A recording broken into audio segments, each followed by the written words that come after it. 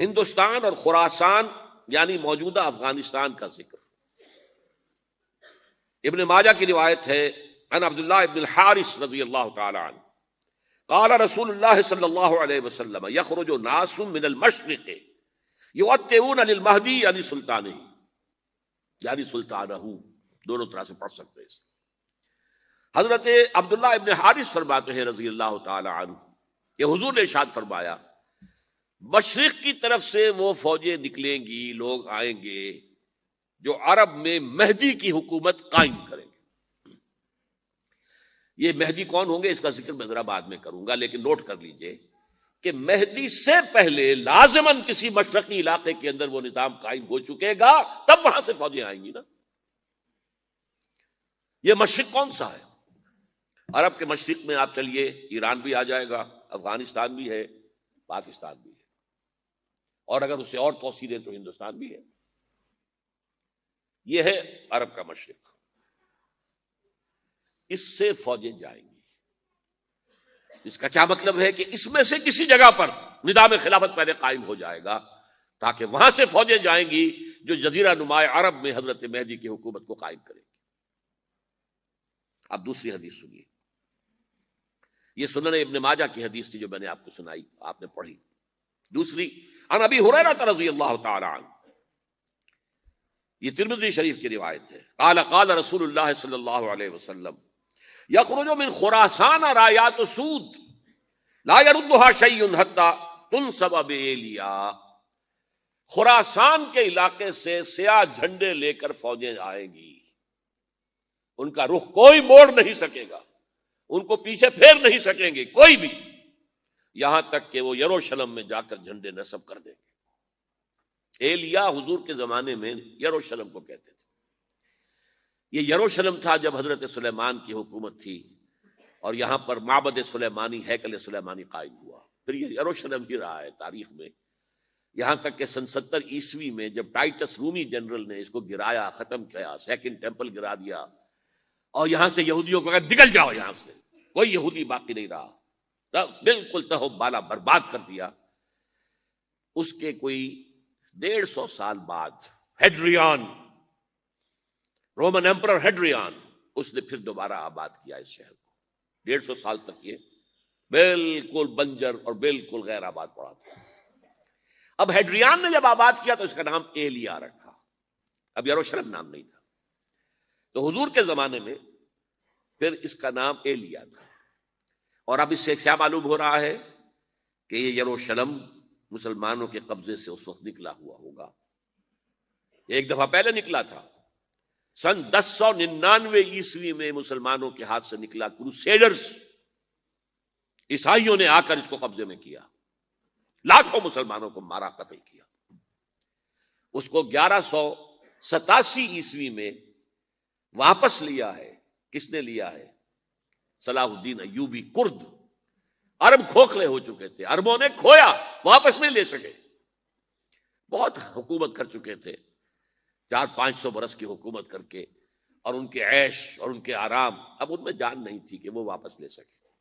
واپس لینے والا گرم کرد خون تھا، صلاح الدین ایوبی۔ تو گویا کہ اب آپ سمجھئے کہ 88 برس تک عیسائیوں کا قبضہ رہا یروشلم پر۔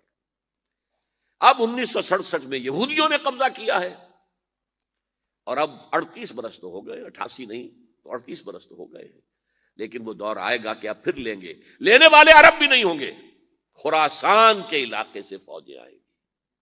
یہ خراسان کیا تھا؟ ایلیا تو میں نے آپ کو بتا دیا، یروشلم کا نام ہے۔ خراسان اس زمانے میں ایک بہت بڑے ملک کو کہتے تھے، کچھ حصہ پاکستان کا بھی اس میں شامل ہے، کچھ حصہ ایران کا بھی ہے۔ ایران کے اس حصے کو اب بھی خراسان کہتے ہیں، وہ ایک صوبہ ہے، خراسان ایک صوبہ ہے ایران کا چھوٹا سا۔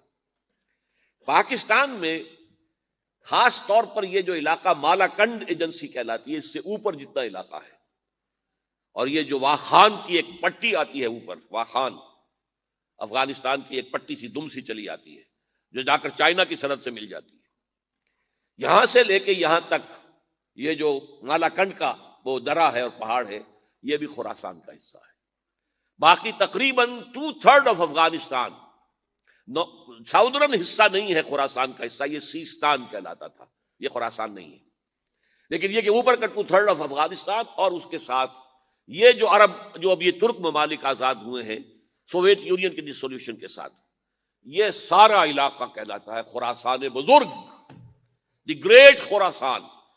ایک مرتبہ ایک یہاں کا جو کونسلیٹ ایران کا، وہ آئے تھے میرے پاس، ان کے ایک اہم آدمی، ان سے میں نے پوچھا خراسان، تو پہلے تو ان کا خراسان ہمارا ایک صوبہ ہے، میں نے کہا نہیں مجھے خراسان، او خراسان بزرگ، وہ جو آپ دی گریٹر خراسان کی بات کر رہے ہیں وہ یہ تھا۔ پھر میں نے اور ذریعوں سے بھی تحقیق کی، پہلے خیال تھا کہ پورا افغانستان اس میں شامل ہے، لیکن اب معلوم ہوا کہ نہیں، یہ جو جنوبی حصہ ہے یہ سیستان کہلاتا تھا، کچھ بلوچستان کا حصہ اس میں شامل تھا اور کچھ یہ جنوبی حصہ افغانستان۔ یہاں سے فوجیں جائیں گی اور یہ فوجیں جا کر خراسان سے چل کر ایلیا پہنچیں گی، یروشلم پہنچیں گی اور اپنے جھنڈے گاڑ۔ اس کا جو نتیجہ نکلتا ہے وہ آپ سمجھ لیجئے۔ اس میں بھی اب میں اس سیر ترجمان القرآن اقبال کا ایک شعر آپ کو سنا رہا ہوں۔ ایک تو انہوں نے جو اردو میں کہا تھا،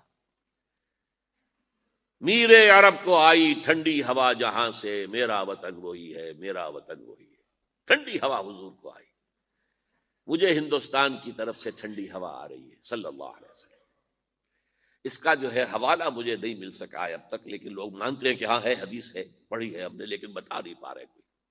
اور ظاہر بات ہے کہ حدیث کا ذخیرہ اتنا وسیع ہے کہ اس میں سے تلاش کرنا آسان کام نہیں ہے، اور اقبال کو کافی علم تھا ان چیزوں کا، تو اس کو بغیر کسی بنیاد کے نہیں کہہ سکتا۔ میر عرب کو آئی ٹھنڈی ہوا جہاں سے، میرا وطن وہی ہے، میرا وطن وہی ہے۔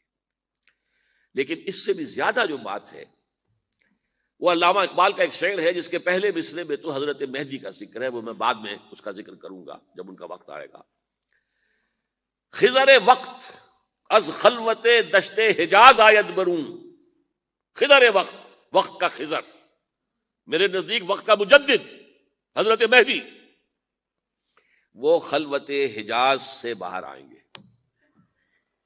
خضر وقت از خلوت دشت حجاز آید برون، کارواں زی وادی دور و دراز آید برون، کارواں اس وادی دور و دراز سے چلے گا۔ یہ وادی دور و دراز کون سی ہے؟ وادی سندھ۔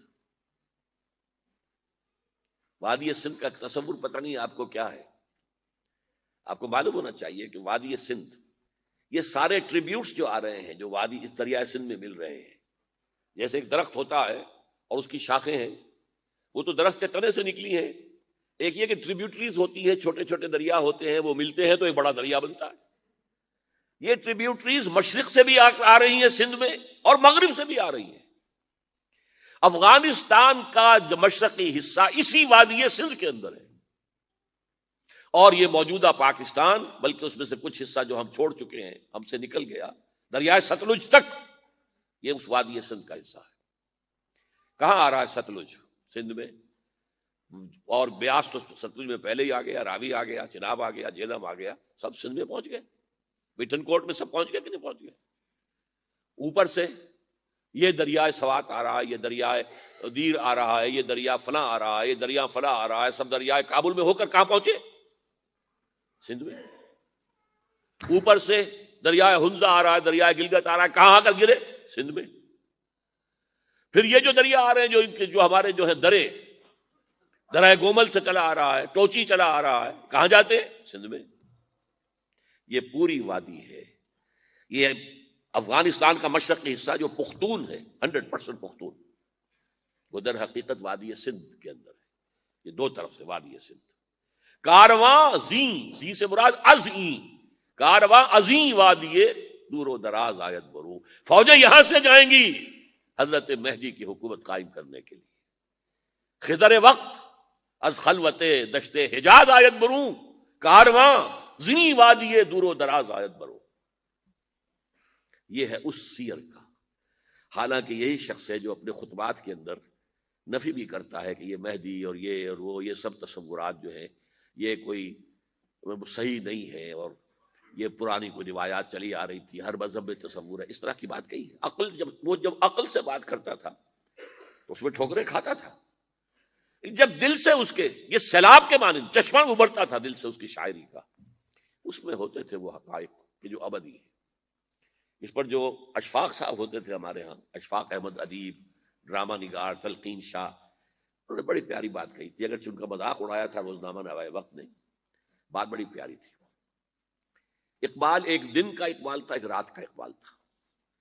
دن کا اقبال فلسفی تھا، وہ اپنی عقل سے غور و فکر کرتا تھا، اس کا حاصل تو ہے وہ لیکچرز، خطبات، ان میں بہت سی باتوں پر علماء کو شدید اعتراض ہے۔ ایک رات کا اقبال تھا، اسے الہام ہوتا تھا، سیلاب آتا تھا شاعری کا، اور وہ اقبال جو ہے اصل اقبال ہے۔ اور اس کو کہا اقبال نے خود، ڈاکٹر یوئنگ ہوتے تھے جو پرنسپل تھے ایف سی کالج کے، ان کے نام سے یوئنگ ہال اب بھی موجود ہے نیلا گنبد چوک میں، ایک ہاسٹل بنایا تھا انہوں نے، یوئنگ ہال۔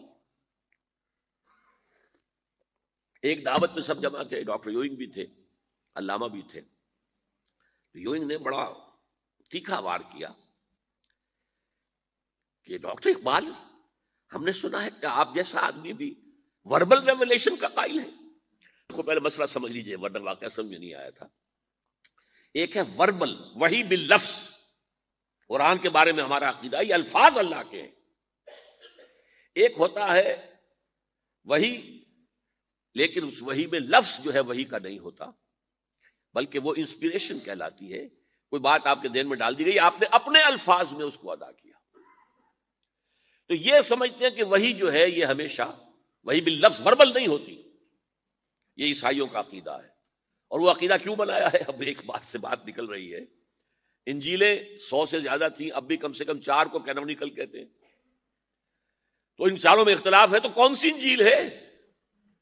میں جب پڑھتا تھا میڈیکل کالج میں تو میں نے منٹگومری میں ایک بہت بڑا کمیشن ہے، تو وہاں پادری صاحب سے مسٹر وائٹ جا کے میں نے کہا کہ which one of these is Bible? اب جواب آپ سنیے، ذہانت کا شاہکار ہے، none of them is Bible. Bible is in them. ان میں سے کوئی بائبل نہیں ہے، بائبل ان کے اندر ہے۔ یعنی جو مفہوم عیسیٰ کو وہ خدا سمجھتے ہیں اور ان کو اپوسلز کہتے ہیں، یہ نبی تھے، حضرت عیسیٰ کے رسول تھے، یہ متی ہوں یا جون ہوں جو بھی ہیں، اپوسلز ہیں۔ تو جو حضرت عیسیٰ نے ان سے کہا وہی کی، انہوں نے اپنے الفاظ میں اس کو ادا کیا ہے، لہذا علیحدہ علیحدہ ہو جائے گا معاملہ، جیسا کہ احادیث کے اندر ہے۔ تو اقبال سے کہا کہ اقبال، ڈاکٹر اقبال، میں نے سنا کہ آپ بھی وربل ریولیشن کے قائل ہیں۔ کہنے بالکل، اور مجھے تو ذاتی تجربہ ہے، مجھ پر جو شعر اترتا ہے وہ الفاظ میں ڈھلا ہوا ہوتا ہے، میں تبدیلی کرنا چاہوں تو نہیں کر سکتا۔ چپ ہو گیا یوئنگ، اب آگے کیا بولے گا یوئنگ؟ تو بہرحال اقبال کا یہ شعر جو ہے، رات کے اقبال کا شعر ہے، یہ اس اقبال کا جس کو الہام ہوتا تھا۔ خضر وقت از خلوت دشت حجاز آیت بروں، کارواں زی وادی دور و دراز آیت بروں۔ اب میں نے اب تک تو یہ ڈسکس کیا ہے قرآن، حدیث، سنت اور ایک ترجمان القرآن کے حوالے سے۔ اب آئیے عالمی حالات کے حوالے سے دیکھیں۔ عالمی حالات سے بھی معلوم ہوتا ہے کہ ایک عالمی ریاست تقدیر مبرم ہے۔ زمانہ تیزی کے ساتھ ادھر جا رہا ہے، جبکہ پوری دنیا کی ایک ریاست ہوگی، بلکہ بہت پہلے سے اس کا تقاضا پیدا ہو چکا ہے۔ دنیا اتنی چھوٹی ہو گئی ہے، آج آپ اسے کہتے ہیں گلوبل ولیج، یہ تو گاؤں کے مانند ہے، اب کوئی فاصلہ نہیں رہا۔ امریکہ میں تاج پوشی ہو رہی ہے بش صاحب کی، اور کا منظر ہم بیٹھے دیکھ رہے ہیں، سارا کا سارا 12,000 میل دور بیٹھے ہوئے دیکھ رہے ہیں۔ دنیا کیا ہے؟ یہ تو ایک گاؤں ہے، ایک شہر ہے۔ اور ایک عالمی ریاست اگر قائم نہیں ہوتی تو دنیا میں کبھی امن قائم نہیں ہو سکتا۔ لہذا دنیا میں امن کے لیے ایک عالمی ریاست ضروری ہے، اور اسی کے پہلے قدم کے طور پر وہ لیگ آف نیشنز جو ہے قائم کی گئی تھی۔ کوئی تو ادارہ ایسا ہونا چاہیے جہاں دنیا کے سارے ممالک کے نمائندے بیٹھیں، سوچیں، غور کریں، فیصلے کریں۔ اگرچہ وہ جو بے ایمانیاں دلوں میں تھیں، جو بدنیتیں دلوں میں تھیں، انہوں نے ناکام کر دیا اس کو، لہذا وہ مر گئی، ختم ہو گئی۔ ہاں، جنم دے گئی اسرائیل کو، اس کے بطن سے اسرائیل نے جنم لیا، اسرائیل نے نہیں، بالفور ڈکلریشن نے، کہ یہودیوں کو فلسطین میں آباد ہونے کی اجازت ہے. اچھا جب وہ ختم ہو گئی تو تقاضا موجود تھا, کوئی ادارہ ایسا ہونا چاہیے بھائی بیٹھے سب کے سب وہاں فیصلے کریں, ورنہ تو دو برتن کھڑک جائیں گے تو اس کے بعد وہ عالمی جو ہے ایک کنفرنٹیشن ہو سکتی ہے. تب یہ پھر دوبارہ یونائٹڈ نیشنز آرگنائزیشن بنی, اور اب وہ بھی دم توڑ رہی ہے بیچاری, کئی روز سے دم توڑ رہی ہے, اس لیے کہ عراق وار کے ضمن میں ایک پیسہ بھر بھی وقت نہیں دی بش نے یو این او کی حمایت یا مخالفت کو. کیا رہ گیا اس کا وجود؟ بس ایک کلب ہے, آؤ بیٹھے گفتگو کرو, اللہ اللہ خیر صلی. جتنے ریزولوشن یو این او نے پاس کیے جنرل اسمبلی نے اسرائیل کے خلاف, سب کو ویٹو کیا ہے امریکہ نے. تو فائدہ کیا ہوا بھائی؟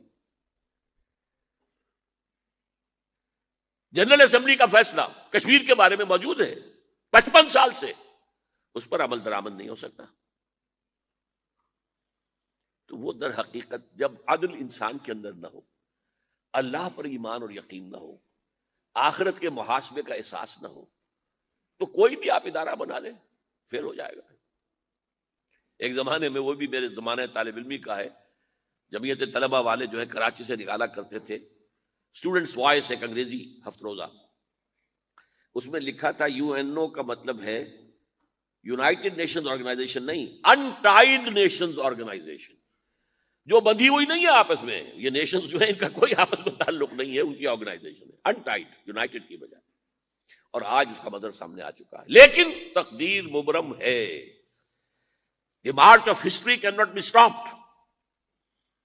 چاہے نیو ورلڈ آرڈر آئے, چاہے جسٹ ورلڈ آرڈر آئے, آئے گا ورلڈ آرڈر, جس میں کوئی شک نہیں ہے. گلوبلائزیشن ہو رہی ہے, ٹرپس کا معاہدہ ہو رہا ہے, یہ سارا جو ہے کدھر ہم سفر کر رہے ہیں, کدھر جا رہے ہیں؟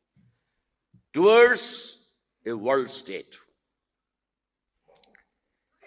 اس عالمی ریاست کے قائم ہونے میں کمپیٹیٹرز کون کون ہیں؟ کون اپنا نظام قائم کرنا چاہتا ہے؟ اس کے لیے اقبال کے دو شعر. دنیا کو ہے پھر مارکہ روح و بدن پیش, مارکہ روح و بدن, روحانیت اور میٹیریلزم. دنیا کو ہے پھر مارکہ روح و بدن پیش, تہذیب نے پھر اپنے درندوں کو ابھارا. تہذیب کے درندے, یہ ہے مغربی قوموں کے لیے بہترین لفظ ہے, تہذیب کے درندے. کہتے ہیں سیویلائزیشن سیویلائزیشن سیویلائزیشن, اور جو درندگی وہ کرتے ہیں, کوئی بھیڑیے وہ درندگی نہیں کر سکیں گے جو وہ کرتے ہیں. دنیا کو ہے پھر مارکہ روح و بدن پیش, تہذیب نے پھر اپنے درندوں کو ابھارا.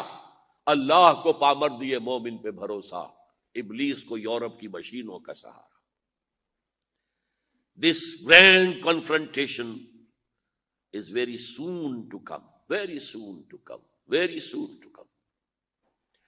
ایک طرف اللہ ہے اور مرد مومن ہے, دوسری طرف ابلیس ہے اور اس کا سب سے بڑا ایجنٹ یہودی ہے, اور یہودیوں کے سپورٹرز عیسائی. یہ ہے دو طرفہ, یہ دو فریق ہیں. اور وہ میں آپ کو پہلے سنا چکا ہوں نظم. ابلیس نے کہا تھا مجھے نہ جمہوریت کا کوئی خطرہ ہے, نہ کوئی فاشزم سے خطرہ ہے, نہ کوئی اشتراکیت سے خطرہ ہے اگر کوئی خطر مجھ کو تو اس امت سے ہے جس کی خاکستر میں ہے اب تک شرار آرزو. خال خال اس قوم میں اب تک نظر آتے ہیں, وہ کرتے ہیں اشک سحر گاہی سے جو ظالم وضو. وہی خطرہ ہے جس کا ذکر کیا جب یو ایس ایس آر ختم ہو گئی, جس کے لیے نیٹو بنایا گیا تھا, جس کے لیے سیٹو بنایا گیا تھا, جس کے لیے سینٹو بنایا گیا تھا, to contain U S S R. اب جب یو ایس ایس آر ختم ہو گیا, وہ تو سربت سجود ہو گیا مغرب کے سامنے, ہاتھ پھیلا کر بھیک مانگنے کی پوزیشن میں آ گیا. اس وقت اثر نو نیٹو کو آرگنائز کر رہے ہیں, ایکسٹینڈ کر رہے ہیں. تو کسی نے پوچھا چیف آف دی نیٹو سے کہ یہ اب آپ کو کس بات کا دے؟ ہمیں مسلم فنڈامنٹلزم سے خطرہ ہے. وہ جو ابلیس نے کہا وہی اس نے کہا, ہمیں اندیشہ ہے مسلم فنڈامنٹلزم سے, لہذا ہمیں چوکس رہنا ہے اور مضبوط کرنا ہے اور تکڑے ہونا ہے. یہ ہے در حقیقت ہے اگر کوئی خطر مجھ کو تو اس امت سے ہے جس کی خاکستر میں ہے اب تک شرار آرزو. اب دیکھیے, ایک طرف میں نے بتایا ایک یہودی ہیں اور ان کے خواب ہیں۔ خواب کیا ہیں؟ گریٹر اسرائیل قائم کرنا، جس میں تقریباً پورا مڈل ایسٹ آ جائے گا۔